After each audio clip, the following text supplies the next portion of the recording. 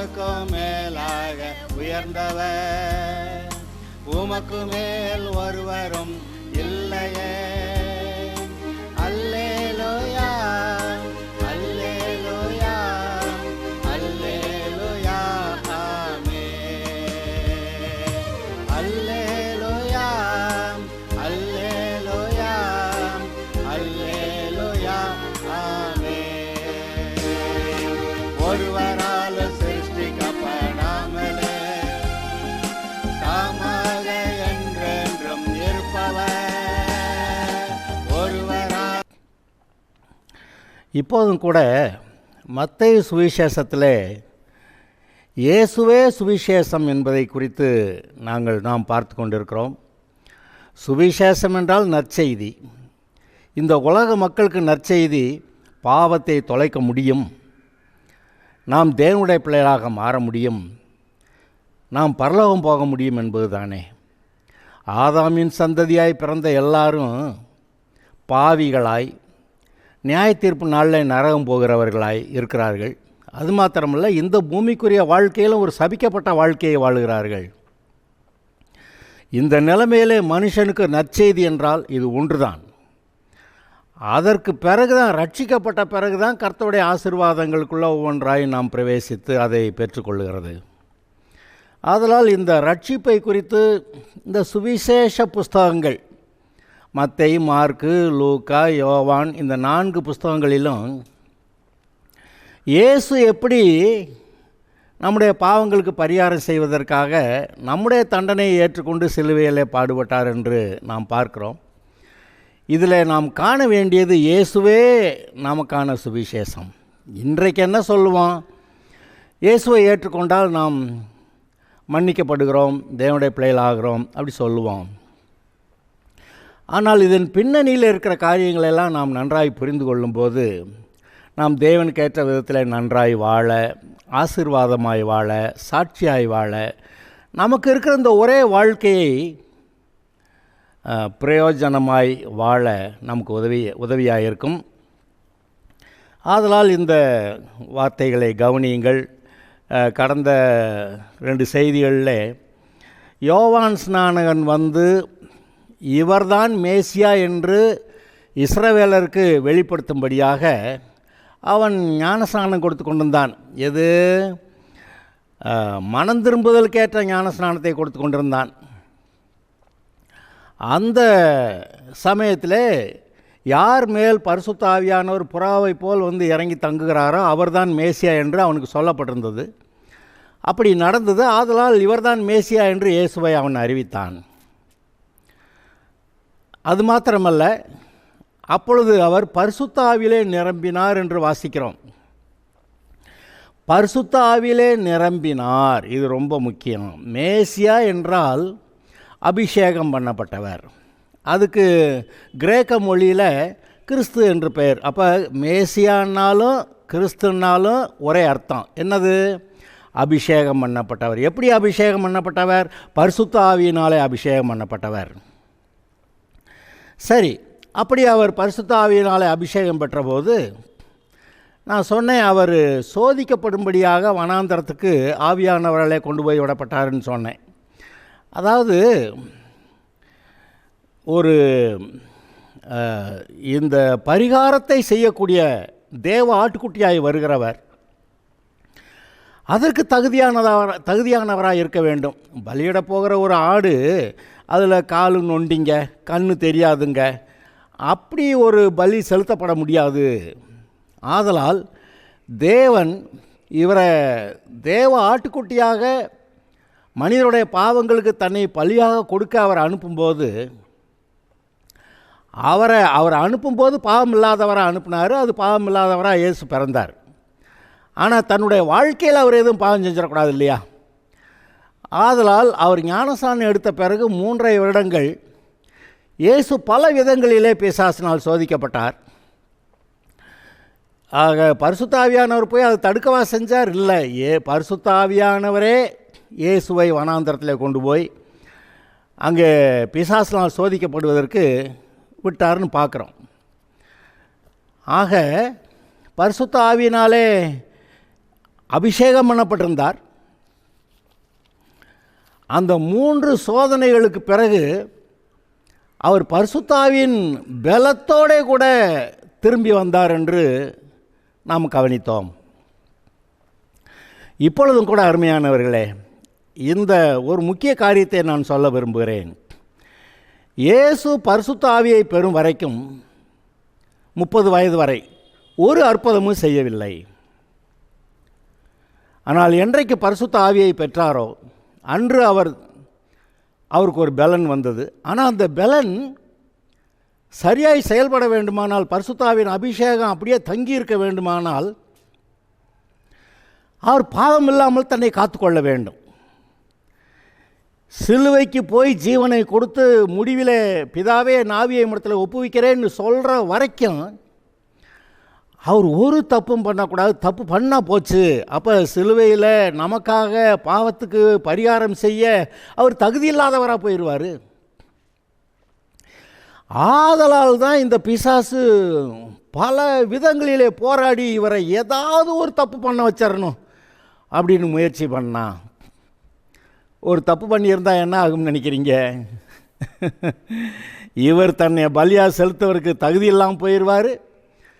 அப்புறம் நம்முடைய பாவங்களுக்கு பரிகாரம் நடந்திருக்காது, நமக்கு ரட்சிப்பே வந்திருக்காது. இந்த பிசாசு ஆதாம்கிட்ட இருந்து பிடுங்கினான இந்த பூமியை, அதில் அவன் சதா காலமும் நான் தான் தேவன் உட்கார்ந்துருவான். தோல்வி யாருக்கு? நமக்கு ஒரு விதத்தில் இயேசுவுக்கு, ஒரு விதத்தில் பிதாவாகிய தேவனுக்கே. ஏன்னா அப்புறமேல் பிதாவாகிய தேவன் பிசாசை பூமியை விட்டு துரத்த முடியாது. எல்லாம் லீகல் பாயிண்ட்ஸு, கோர்ட்டு சீன்கள் போல் எல்லாம் அமைந்திருக்கிறது. நாம் என்ன செய்வோம்? சோதனை ஜெயித்தார் அவ்வளோ சொல்லுவோம். அவர் பாவமில்லாத இருந்தார் சொல்லுவோம். ஆனால் கோர்ட்டு லீகல் சட்டங்களின்படி அவர் தன்னை பரிசுத்தமாக பழுதற்ற தேவ ஆட்டுக்குட்டியாய் காத்து கொண்டிருப்பது அவசியமாக இருந்தது. சிலுவையில் இருக்கும்போது கூட பிசாசு தன் அந்த ஜனங்களை வச்சு இறங்கி வா, நான் நம்புகிறேன், அப்புறம் அநேகரை ரட்சித்தான், தன்னைத்தானே ரட்சித்து கொள்ள அவனுக்கு திராணி இல்லை, அப்படியெல்லாம் சொல்லி அவரை கோபப்படுத்தி ஆணியை பிடிங்கிட்டு இறங்கி வர வச்சிடலாமா? அப்படியெல்லாம் பிசாசு முயற்சித்தது. அந்தகாரம் சூழ்ந்தது. உலகத்தில் இருந்த எல்லா பிசாசுகளும் அவரை சூழ்ந்து அவரை கொடுமைப்படுத்திக்கிட்டு இருந்தன 3 மணி நேரங்கள். ஆனால் அவர் உங்களுக்காக எனக்காக தாக்கு பிடித்தார். எதுக்கு? நம்முடைய பாவங்களுக்காக அவர் பரிகாரம் செய்ய வேண்டும் என்று. அவர் பாவம் செய்யலை. நம்முடைய பாவங்களை ஏற்றுக்கொண்டதுனால் அவர் பாவியல்ல பாவமாகவே மாறினார் என்று பைபிள் சொல்லுகிறது. பாவியாகிய நம்மை கிறிஸ்துவுக்குள்ளாக நீதிமான்கள் ஆக்கும் பொருட்டு பாவமில்லாத அவரை நமக்காக பாவமாக்கினார் என்று நீங்கள் வாசிக்கிறீர்கள். நம்முடைய பாவங்களே நம்முடைய சாபங்களே அவர் ஏற்றுக்கொண்டு நம்முடைய தண்டனையை பெற்றுக்கொண்டாரே, அதுதான் அங்கே பரிகாரம். ஆக இவ்வளவு பெரிய காரியங்களை செய்கிறதற்கு தனி மனுஷன், ஏன் இயேசு கூட பரிசுத்தாவின் அபிஷேகம் இல்லாமல் கவனிங்க ஒன்றும் செய்ய முடியாது. பரிசுத்தாவின் அபிஷேகம் இல்லாமல் இயேசு சாதாரண மனுஷனாக வந்துட்டார். இப்போ பரிசுத்தாவின் அபிஷேகம் வந்தாதான் பரிசுத்தாவின் பலத்தினால அவர் பிசாசை எதிர்த்து நிற்க முடியும், பாவம் செய்யாமல் இருக்க முடியும், சிலுவைக்கு போய் பரிகாரம் பண்ண முடியும். அதனால தான் மேசியா கிறிஸ்து என்று சொல்லப்பட்டது. இன்றைக்கு கிறிஸ்தவர்கள் என்று சொல்லப்படுகிற நீங்களும் நானும், கிறிஸ்தவர்கள்னால் என்ன அர்த்தம்? கிறிஸ்துன்னா அபிஷேகம் பண்ணப்பட்ட, நாம் அபிஷேகம் பண்ணப்பட்டவர்களாக இருந்தாதான் இயேசு கிறிஸ்துவை போல நாமும் ஜெயமான வாழ்க்கையை வாழ்ந்து தேவன் நம்முடைய வாழ்க்கையிலே நியமித்திருக்கிற ஓட்டத்தை சரியாய் ஓடி முடிக்க முடியும். ஆதலால் இன்றைக்கு இந்த வார்த்தையை கேட்டுக்கொண்டிருக்கிற நீங்கள் எந்த அளவுக்கு பரிசுத்தாவின் அபிஷேகத்திலே நிறைந்திருக்கிறீர்கள் என்பதை சற்று நிதானித்து பாருங்கள். கணுக்கால் அளவா, முழங்கால் அளவா, இடுப்பு அளவா, நீச்சாலமாக கடக்கக்கூடாத நதியா? எசேக்கியேல் 47வது அதிகாரத்தில் இதை வாசிக்கிறீங்க. அப்போ அபிஷேகம் என்கிறது கொஞ்சமாக இருக்கலாம், நிறையா இருக்கலாம், நிறையா இருக்கலாம், நிறைவாக இருக்கலாம். இயேசு பரிசுத்த ஆவியில் நிறைந்திருந்தார். அது மாத்திரமல்ல, இயேசுவை பற்றி எழுதியிருக்கிறது லூக்கா 4வது அதிகாரத்தில், தேவன் தம்முடைய அபிஷேகத்தை, ஆவியை இயேசுவுக்கு அளவில்லாமல் கொடுத்திருந்தார். வாசிருக்கீங்களா? ஆமாம், அப்படி நிறைவாக வழிந்தோடுகிறதாக. தாவீது என்ன சொன்னான்? என் பாத்திரம் நிரம்பி வழிகிறது. அவர் அபிஷேகத்தில் நிரம்பி வழிஞ்சிட்டு இருக்கேன் அப்படின்னு சொன்னான். அப்போ அபிஷேகத்தில் நிறைஞ்சு வழியும் போது தான் அபிஷேகத்தினால் பிசாசுடைய நுகம் முறியும் என்று எழுதப்பட்டிருக்கிறபடியெல்லாம் அது நடக்கிறதா இருக்கிறது. ஆக இன்றைக்கு இப்பொழுது நான் உங்களுக்கு சொல்லுகிறேன், இயேசு பிசாசை ஜெயிக்க அவர் எப்படி பரிசுத்த ஆவியிலே நிறைந்தவராய், தேவனுடைய வார்த்தைகளுக்கு, வேத வாக்கியங்களுக்கு கீழ்ப்படிந்தவராய் இருந்தாரோ, அதுபோல நீங்களும் நானும் பரிசுத்த ஆவியிலே நிறைந்தவர்களாய், வேத வாக்கியங்களுக்கு கீழ்ப்படிந்தவர்களாய் இருக்க கர்த்தர் எதிர்பார்க்கிறார். அப்பொழுதுதான் தேவன் நமக்கு கொடுத்த அழைப்பை நிறைவேற்ற முடியும். சரி, நான் சொன்னேன், பிசாசு 3 சோதனைகளோடு வந்தான். பசி வந்தால் 10 பறந்து போகும்னு மக்கள் சொல்லுவாங்க. இது இந்த உலக மக்கள். நமக்கு அப்படி இருக்கக்கூடாது. நாம் அப்படிப்பட்ட ஆள் இல்லை, அப்படி இருக்கிற ஆள் அல்ல. நாம் ஆவியினால் நடத்தப்படுகிறவர்கள். எழுதியிருக்கு பார்த்தீங்களா? மனுஷன் அப்பத்தினாலே மாத்திரமல்ல, தேவனுடைய வாயிலிருந்து புறப்படுகிற ஒவ்வொரு வார்த்தையினாலும் பிழைப்பான்னு. அப்போ நம்ம சரீரம் இந்த சாப்பாட்டினால் பிழைக்கிறதா இருந்தாலும் கூட நம்முடைய ஆவி தேவனுடைய வார்த்தையினால் பிழைக்கிறதா இருக்கிறது. தேவனுடைய ஆவியானவர் தான், அதாவது இந்த வசனத்தை நமக்கு கொடுக்குறாரு. அந்த வசனத்தை கொண்டு இந்த சரீரத்தை நம்ம செயல்படுத்தணும். சும்மா பசிக்குதுன்னு போய் எல்லாம் பிசாசுக்கிட்ட போய் கேட்டு வாங்கி எதுவும் சாப்பிட முடியாது. அப்போ பிசாசு சொல்கிறபடி கேட்டு கல்லாப்பமாக்கி சாப்பிட்டா அப்போ பிசாசு பேச்ச கேட்ட மாதிரி ஆயிரும். அதனால் அவர் அதை செய்யலை. அடுத்து தேவாலயத்து உப்பரிகளை போய் நின்று குதி. ஏன்னா நீ தேவனுடைய வேதத்தில் எழுதியிருக்குன்னு சொல்கிறாரு, இப்போ வேதத்தில் எழுதியிருக்கிற ஒன்று சொல்லலான்னு சொல்லி குதிச்சா தேவதூதர்கள் வந்து பாதம் கல்லிடாதபடிக்கு தூக்கிட்டு போயிடுவாங்கன்னு எழுதியிருக்கு. குதின்னா உன் தேவனை பரீட்சை பாராதிருப்பாயாகன்னு எழுதியிருக்கே அப்படி சொன்னார். இப்போ பிசாசு வந்து நம்மகிட்ட அது மாதிரி அநேக காரியங்களை பேசுகிறான். நாமளும் கூட இப்படியும் எழுதியிருக்கிறதேன்னு சொல்கிற அளவுக்கு வேத வாக்கியங்களை தெரிந்திருக்கணும். நாம் சுத்த இருதயத்தோடு தேவனை தேடுகிறவர்களாக இருந்தால் இந்த வேத வாக்கியங்கள் நம்முடைய இருதயத்தில் இருக்கும். தேவையான சமயத்தில் பரிசுத்த ஆவியானவர் அந்த வார்த்தைகளை நமக்கு ஞாபகப்படுத்துவார். சுத்த இருதயத்தோடு நம்மை காத்துக்கொள்வது அவசியமாக இருக்கிறது. எல்லா காவலோடும் இருதயத்தை காத்துக்கொள்ளணும் அவர் எழுதியிருக்கிறாரே. எதுக்கு? மற்ற எல்லாத்தையும் பாதுகாத்து கொள்ளுகிறதை காட்டிலும் இருதயத்தை நல்லா பாதுகாத்து கொண்டால் தான் தேவனுடைய ராஜ்யம், அபிஷேகம் நமக்குள்ளே இருக்கும், கர்த்தருடைய வழிநடத்தல் இருக்கும், ஒரு பலன் இருக்கும். ஆதலால் நாம் பரிசுத்த ஆவியிலே நிறைந்தவர்களாய் மாத்திரமல்ல, இந்த சோதனைகள் வரும்போது ஜெயித்தாதான் பரிசுத்த ஆவியின் பலத்தோடு கூட இயேசு போனாருங்கிற போல் நாமும் பரிசுத்த ஆவியின் பலத்தோடு கூட வாழ முடியும். 3வது ஒரு சோதனைக்கு பிசாசு வந்தான். என்னது? என்னத்துக்கு இயேசுவே எல்லாம் சிலுவைக்கெல்லாம் போகணும், அது ரொம்ப கஷ்டம். என்னை ஒரு தடவை சாஷ்டாங்கமாக விழுந்து பணிந்து கொண்டா நானே தந்துடுறேன், இந்த அதிகாரம் என்கிட்ட இருக்குது, பூமியை பற்றி மேலே இருக்க அதிகாரம் என்கிட்ட இருக்குது, நான் விரும்புகிற ஆளு கொடுக்க முடியும்னு ஒரு தடவை சாஷ்டாங்கமாக விழுந்து என்னை பணிந்து கொண்டா நான் கொடுக்குறேன். பிசாசு ஆஃபர் பண்ணுறான், நல்ல ஆஃபர். அநேக கடைகளில் வியாபாரத்தில் இந்த ஆஃபர் போட்டிருக்காங்க, அந்த ஆஃபர் போட்டிருக்கிறாங்க. எந்த ஆஃபர் போட்டிருக்கிறாங்க? ஒன்று வாங்கினா ஒன்று இலவசம்னா அந்த 2க்கான விலையை விட கொஞ்சம் அதிகமாக தான் அங்கே சொல்கிறான். அதை நம்ம மக்கள் அதெல்லாம் தெரியாது. ஆமாம் ஆஃபர் கொடுத்துருக்காங்கன்னு கேட்பாங்க. பிசாசு கூட ஆஃபர் பண்ணுறான்.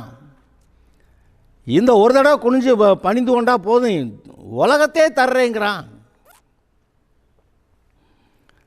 அந்த ஆஃபரை இயேசு நிராகரித்தார். பிசாசை நீ கொடுக்கறத நான் வாங்க மாட்டேன், உன் தேவனாய கர்த்தர் ஒருவரே பணிந்து கொள் என்று எழுதியிருக்கிறதே அப்படி சொல்லிட்டு அவன் அப்பாலே போ சாத்தானேன்னு துரத்தினார். இன்றைக்கு நாமும் இந்த பிசாசு அல்லது பிசாசின் ஜனங்கள் நமக்கு எதையாவது கொடுக்குறேன், நன்மை செய்கிறேன் மாதிரி வரும்போது அதை வேண்டாம் என்று சொல்ல நமக்கு தெரிந்திருக்க வேண்டும். அப்பொழுதுதான் தேவனுடைய சித்தத்தை நம்மால் நிறைவேற்ற முடியும். சரி, இப்போ அடுத்த பகுதிக்கு போகலாம். மத்தேயு சுவிசேஷம் 4வது அதிகாரத்தில் முதல் 11 வசனங்களில் எப்படி இயேசு பிசாசை ஜெயித்தார் அப்படின்னு சொல்லி பார்த்தோம். இப்போ 12 முதல் பின்னாடி இருக்கிறத ஒரு தடவை வாசிக்கிறேன். வாசிச்சுட்டு மீதி அதுக்கான அர்த்தத்தை பொருளெல்லாம் சொல்கிறேன், கவனிங்க. யோவான் காவலில் வைக்கப்பட்டான் என்று இயேசு கேள்விப்பட்டு கலிலேயாவுக்கு போய் நாசரேத்தை விட்டு செபுலோன், நப்தலி என்னும் நாடுகளின் எல்லைகளில் இருக்கும் கடற்கரைக்கு அருகான கப்பர்நகூமிலே வாசம் பண்ணினார். கடற்கரைன்னா கலிலேயா கடலை பற்றி பேசுது. கடற்கரை அருகிலும் யோர்தானுக்கு அப்புறத்திலும் உள்ள செபுலோன் நாடும் நப்தலி நாடும் ஆகிய புறஜாதியாருடைய கலிலேயாவிலே, புறஜாதியாருடைய கலிலேயாவிலே இருளில் இருக்கும் ஜனங்கள் பெரிய வெளிச்சத்தை கண்டார்கள். மரண இருளின் திசையில் இருக்கிறவர்களுக்கு வெளிச்சம் உதித்ததென்று ஏசாயா தீர்க்கதரிசினால் உரைக்கப்பட்டது நிறைவேறும்படி ஏசாயா 9 எழுதியிருக்கு. நிறைவேறும்படி இப்படி நடந்தது. அது முதல் இயேசு மனம் திரும்புங்கள், பரலோக ராஜ்யம் சமீபித்திருக்கிறது என்று பிரசங்கம் பண்ண தொடங்கினார். இயேசு கலிலேயா கடலோரமாய் நடந்து போகையில் மீன் பிடிக்கிறவர்களாகிய 2 சகோதரராகிய பேதுரு என்னப்பட்ட சீமோனும் அவன் சகோதரன் அந்திரேயாவும் கடலில் வலை போட்டு கொண்டிருக்கிற போது அவர்களை கண்டு, என் பின்னே வாருங்கள், உங்களை மனுஷரை பிடிக்கிறவர்களாக்குவேன் என்றார். உடனே அவர்கள் வலைகளை விட்டு அவருக்கு பின் சென்றார்கள்.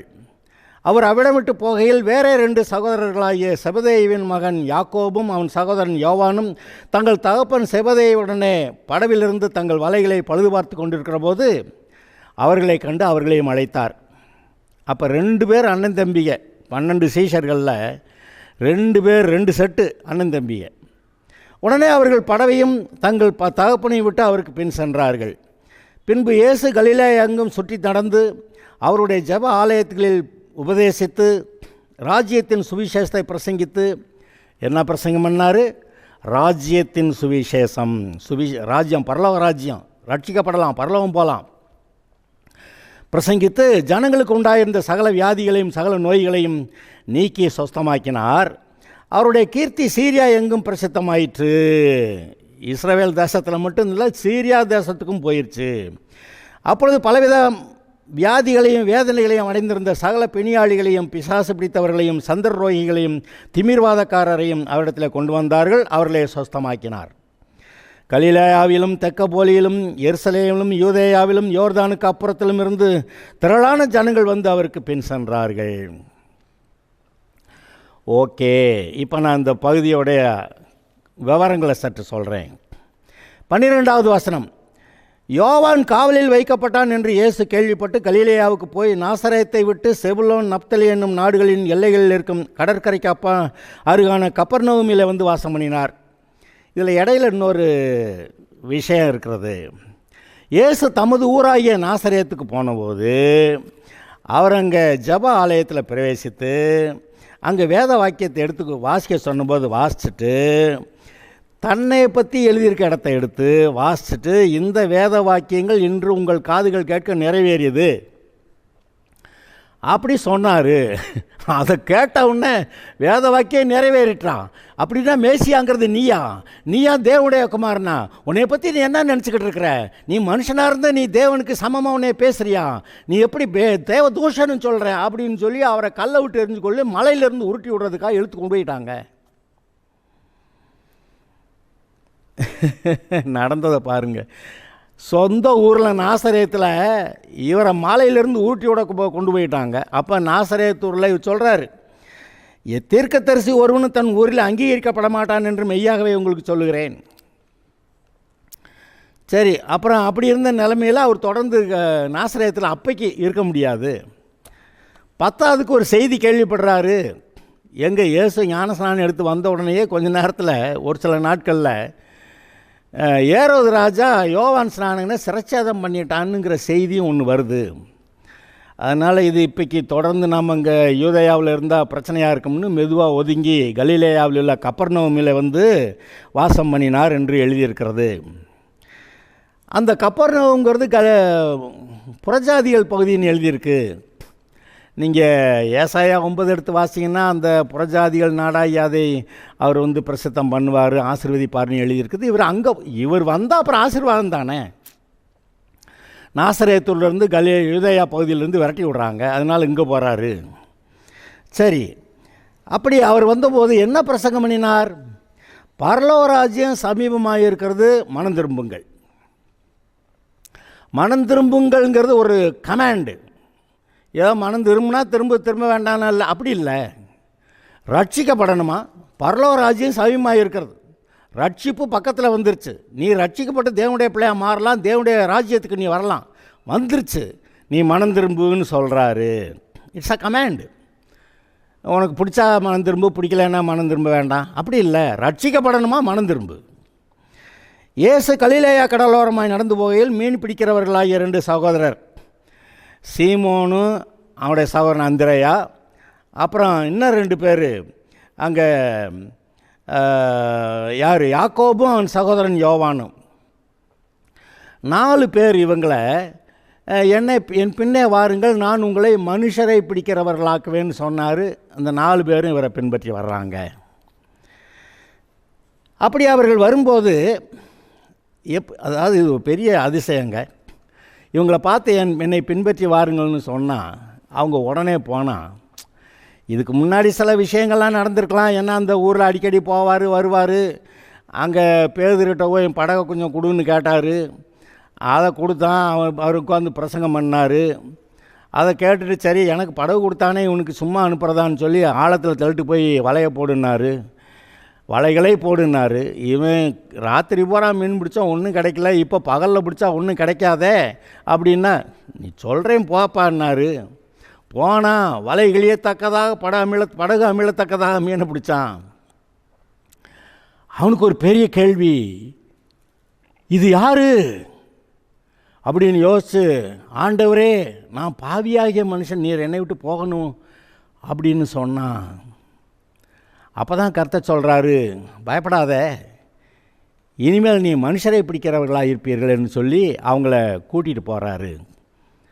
சரி, அப்போ இயேசு சீஷர்களையும் தெரிந்து கொள்ள ஆரம்பிச்சிட்டாருன்னு நமக்கு தெரியுது. அடுத்து அவர் போய் என்ன பிரசங்கம் பண்ணார்?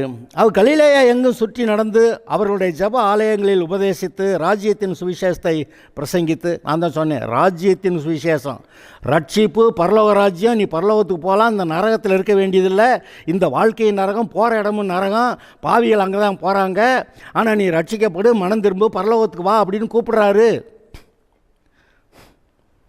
ஜனங்களுக்கு உண்டாயிருந்த சகல வியாதிகளையும் சகல நோய்களையும் நீக்கி சொஸ்தமாக்கினார். இவர் மேலே அபிஷேகம் இருந்துச்சு. வியாதிகளை நீக்குகிற, பிசாசுகளை துரத்துகிற அபிஷேகம், பரிசுத்த ஆவியின் அபிஷேகம் இவர் மேலே இருந்தது.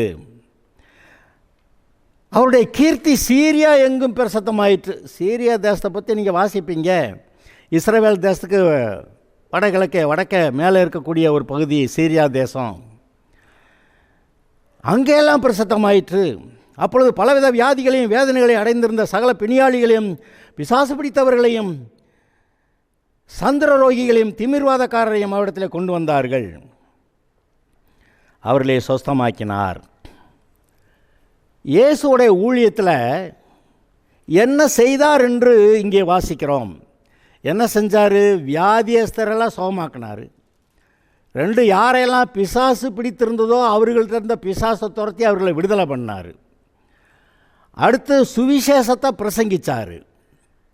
அப்புறம் வேத வாக்கியங்களை போதித்தார். பிரசங்கித்தார், போதித்தார், சுகமாக்கினார், பிசாசுகளை துரத்தி விடுதலையாக்கினார், சுவிசேஷத்தை பிரசங்கித்தார், அப்புறம் வேத வாக்கியங்களை போதித்தார். இத்தனை காரியங்களும் அங்கே நடக்கின்றன. இன்றைக்கு நாமும் கூட கிறிஸ்தவர்களாய் அழைக்கப்பட்டிருக்கிற அழைப்பிலே சற்று நாம் குறைவுள்ளவர்களாய்த்தான் இருக்கிறோம். ஆதலால் நம்மை நாம் பரிசுத்தப்படுத்தி கொண்டு இன்னும் கொஞ்சம் பரிசுத்தம் என்று கர்த்தருடைய சமூகத்தில் அமர்ந்து வேத வாக்கியங்களை விசுவாசித்து நாம் கர்த்தருக்கென்று பரிசுத்த ஆவியிலே இன்னும் அதிகமாய் நிரம்பும் போது தேவன் நமக்கு வைத்திருக்கிற அழைப்பை நிறைவேற்ற நமக்கு முடியும். ஆதலால் அருமையானவர்களே, இப்பொழுது நான் உங்களுக்கு சொல்லுகிறேன், அவர் கலிலேயாவிலும் தெக்கப்போலியில் தான் அங்கே ஒரு 6000 பிசாசுகள் பிடித்திருந்த மனுஷன்ட்டு இருந்த அந்த பிசாசுகளை துரத்த, அந்த பிசாசுகள் அந்த பன்றி கூட்டத்தில் போகிறேன்னு சொல்லி அது பெர்மிஷன் கேட்க, நீங்கள் போங்கன்னு சொல்ல, அந்த பன்றிகள்லாம் ஓடி போய் கடலில் விழுந்து மாண்டதுன்னு எழுதியிருக்கு. அந்த ஏரியா அது தெக்கப்போலி. அங்கே அந்த பகுதிகளில் பன்றிகளை ரொம்ப பேர் வளர்த்தாங்க. பன்றி சாப்பிடக்கூடாதுன்னு பைபிளில் போட்டிருக்கு, ஆனால் அங்கேயே பன்றிகளை வளர்ப்பாங்க. அந்த தெக்கப்போலியில், யூதேயாவிலே, எருசலேமிலே, யோர்தானுக்கு அப்புறத்திலும் இருந்து வந்து, யோர்தானுக்கு இப்போ இருக்க அந்த ஜோர்டான் அந்த பகுதிகள், அந்த இஸ்ரவேலருடைய மேப்பில் முதல், அதாவது நப்தலி அது பேர்,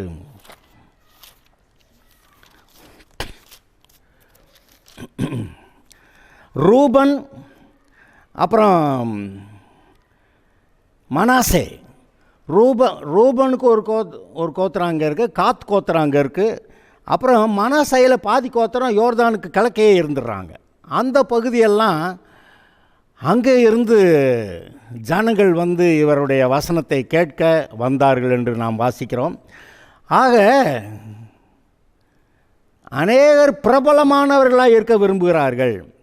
அதுக்காக அநேக ஏதோ படம் காட்டுறதுன்னு சொல்லுவாங்கள்ல, அது மாதிரி முடிஞ்ச ஷோவெல்லாம் காட்டுறதுக்கு முயற்சி பண்ணுறாங்க. ஆனால் படம் காட்டுறதுல ஒன்றும் இல்லை. அபிஷேகம் இருந்தால், தேவனுடைய ஆவியானவர் நமக்குள்ளே இருந்தால் கிரியை நடக்கும். தேவனுடைய கிரியைகளை நாம் நடப்பிக்கிறவர்களாக இருப்போம். அப்போ தேவ ஆவியானவரே ஜனங்களை இழுத்து கொண்டு வந்து இந்த பிரசங்கங்களை கேட்க வைக்க, விடுதலையாக சுகமாக அவர்களை கொண்டு வருவார். இப்பொழுது அருமையானவர்களே கவனியுங்கள், நமக்கு ஒரு அழைப்பு இருக்குது. கிறிஸ்தவர்கள்ங்கிற பேர் நமக்கு கொடுக்கப்பட்டிருக்கு இல்லையா? அந்தியோகியா பட்டணத்தில் தான் முதலாவது கிறிஸ்தவர்கள் என்ற பெயர் வந்ததுன்னு அங்கே சொல்லியிருக்கோம். ஏன்னு கேட்டால், அந்த அந்தியோகியாவில் பலவிதமான ஜனங்கள், யூதர்கள் மட்டும் இல்லை, பலவிதமான புறஜாதி மக்களும் சேர்ந்து குடியிருந்த அந்த பகுதிகளில் யூதர்களிருந்து மட்டும் இல்லாமல் எல்லா ஜாதியாரும் வந்து அங்கேருந்து ரட்சிக்கப்பட்டு ஒரே இடத்துல சபையில் கூடி அவங்க ஆராதித்தாங்க. அப்போ தேவனை ஆராதிக்கிற இந்த கூட்டம் எப்படியா விசேஷம்னு கேட்டிங்கன்னா, எந்த ஜாதி, எந்த மதம், எந்த நாட்டுக்காரன், உயர்ந்ததா தாழ்ந்ததா அப்படியெல்லாம் ஒன்றும் கணக்கு இல்லாமல் அவர்களுக்கு ஒரே ஐடென்டிட்டி என்னன்னு கேட்டிங்கன்னா, இவர்கள் கிறிஸ்துவை பின்பற்றுகிறார்கள், கிறிஸ்துவை ஆராதிக்கிறார்கள்.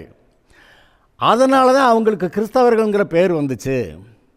அப்படி இந்த சுவிசேஷம் அறிவிக்கப்படும் போது எல்லா மக்களும் தேவனால் கவர்ந்து இழுக்கப்படுகிறார்கள். அது என்ன, வெறுமன சுவிசேஷம் அறிவிக்கிறதில்ல, நாம் பரிசுத்த ஆவியிலே நிறைந்து, அப்போஸ்தலனாகிய பவுல் சொல்லுகிறானே, என்னுடைய வார்த்தை, என்னுடைய வசனம் வெறும் வசனத்தோடு மட்டுமல்ல வல்லமையோடும் கூட உங்களிடத்தில் புறப்பட்டு வந்ததுன்னு சொல்கிறானே. அப்போ நமக்குள்ளேருந்து புறப்படுகிற தேவனுடைய வசனம் வல்லமையோடு கூட அது புறப்பட்டு செல்ல வேண்டும். அப்பொழுதுதான் அது அனுப்பப்பட்ட காரியமாகுது, வாய்க்க பண்ணுகிறதா இருக்கிறது.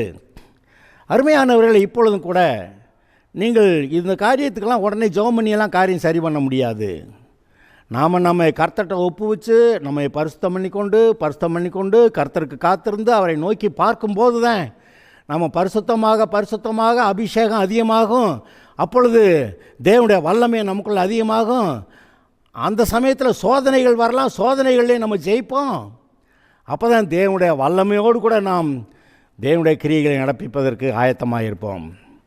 ஆதலால் அருமையானவர்களே, இந்த வசனங்களை இப்போ நான் சொன்னதை கேட்டீங்க, நம்ம சொன்னதை கவனிங்க.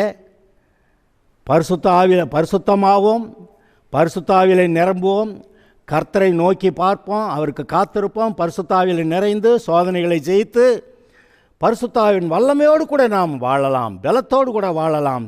கர்த்தருக்கு சாட்சியாக இருப்பீர்கள். உங்களை அழைத்த அழைப்பை உங்களுடைய வாழ்க்கையிலே நீங்கள் நிறைவேற்றுவீர்கள். கர்த்தர் உங்களை ஆசீர்வதிப்பாராக.